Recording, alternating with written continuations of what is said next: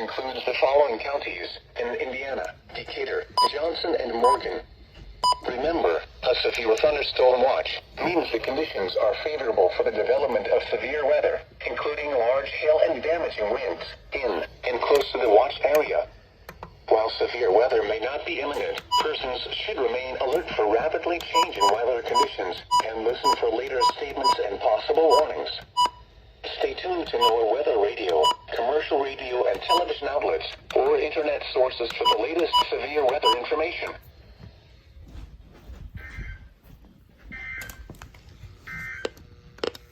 This is NOAA All Hazards Radio KEC 74 in Indianapolis.